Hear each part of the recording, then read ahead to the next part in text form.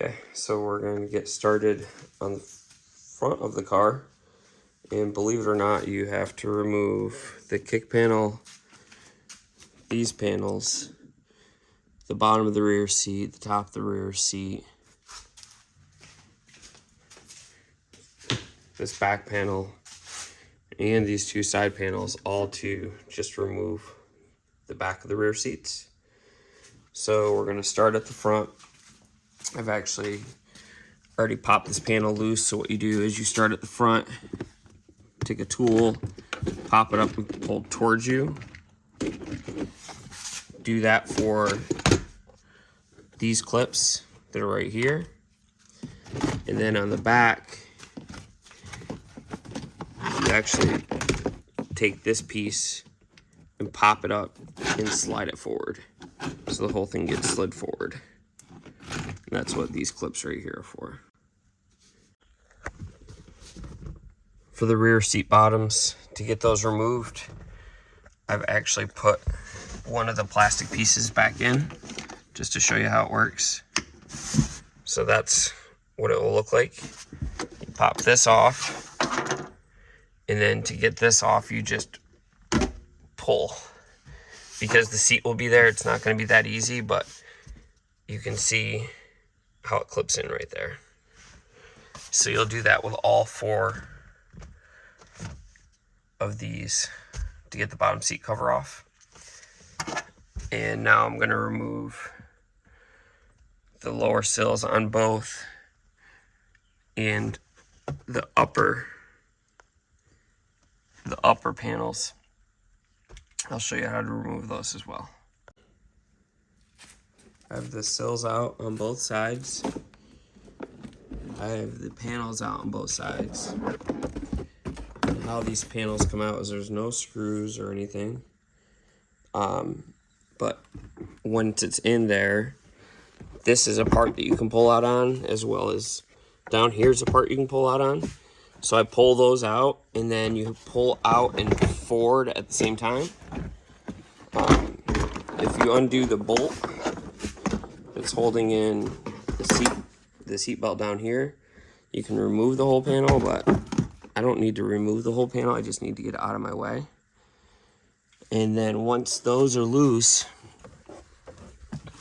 you can actually see the two bolts that hold it in back here. I'll get a flashlight once I start loosening them up and show you what that looks like. So I've taken out the bolts that hold in on the side. You can see both are right there at the bottom. It's a T12 triple square. And then there's a plastic cover that goes over this bolt right here. It has two little push connectors in. Take those out, pull up, and then you can slide it out. And then there's a 17 millimeter here, and there's a 17 millimeter in the rear underneath all of the styrofoam. Once those are both unbolted, the seats can be taken out. I already removed all the styrofoam, so in order to do that, you have to undo one strap, two straps. You take off the piece of styrofoam that goes over here.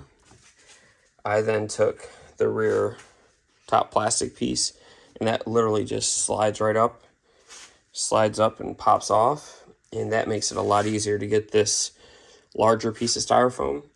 So the only thing that's holding in the rear seats right now is that 17 millimeter bolt. I'm going to take that out, and then we're going to get started on removing these rear side panels. Okay, so if you're just doing a standard rear seat delete, you don't have to remove these panels. You can just keep it like that, or if you bought a rear seat delete panel, you can put it in the back and put everything in back in the trunk and put the floorboard cover on, and you're good to go. The rest of these directions are going to be for people that are installing the cross brace. So there's a T20 that's up here, and down here, you can see it over here. You have to pop this cover off, and behind that is an 8 millimeter triple square. And then once that's done, we're going to be able to pop this panel off and it'll just slide forward. As you can see, there's just clips that hold it in. And then once it's loose, you'll just have to disconnect the little light. And then this is off and we're ready to modify this to accept the cross brace. So I have the new panel on that has everything for the cross brace.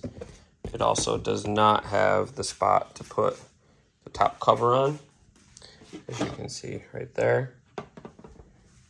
To get the old one off, I just used a razor blade and trimmed the tabs. It looks like to put these on from the factory, they just melt the longer plastic tabs to here. I don't have anything to melt it, and I really don't want to make it permanent. So I've got my wife's hot glue gun, and I'm just going to put hot glue there. Since it's not really a structural piece, it's just going to hold it on.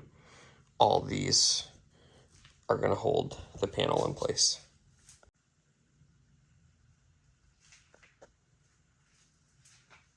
It's not pretty, but it should work well for what I'm trying to do here. If you have a tool to melt the plastic, that's what you're supposed to do, is melt that plastic down and create a tab. Okay, so I have the brackets mounted. I had them loosely mounted. I then installed the bar, tightened the bar down, and then I tightened the brackets. The bottom brackets don't really move any at all. They have a pin right below the bolt that goes into the chassis. However, the two 17 millimeters that replace the seatbelt bolts do have a little bit of movement.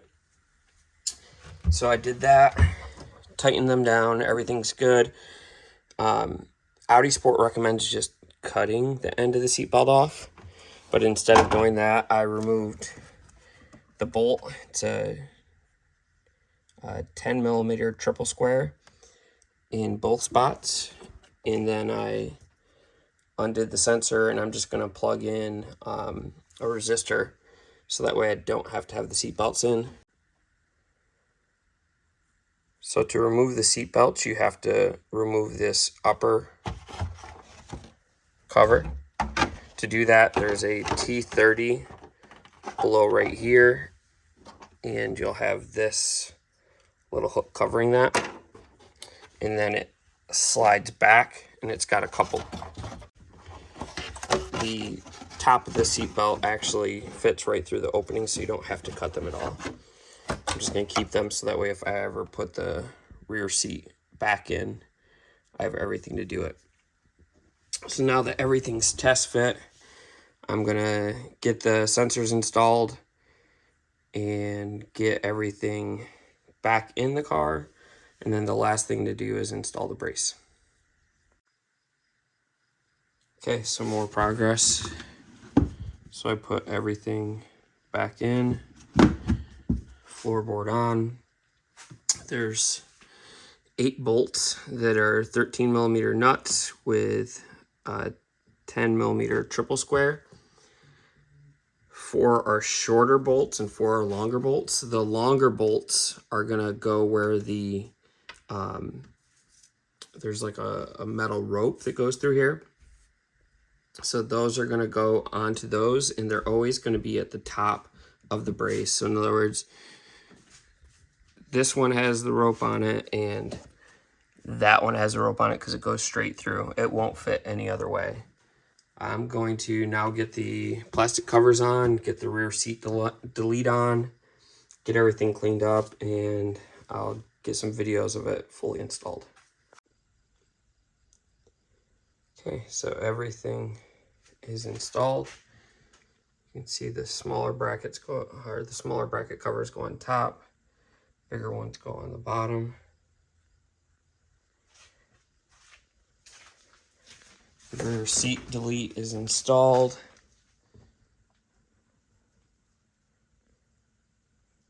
And the only thing I need is Velcro for the rear seat delete because mine was a used kit.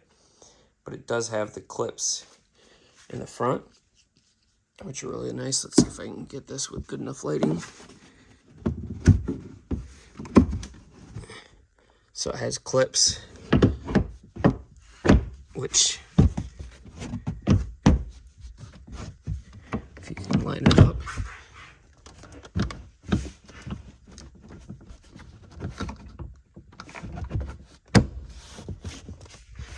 clip right in. That's it.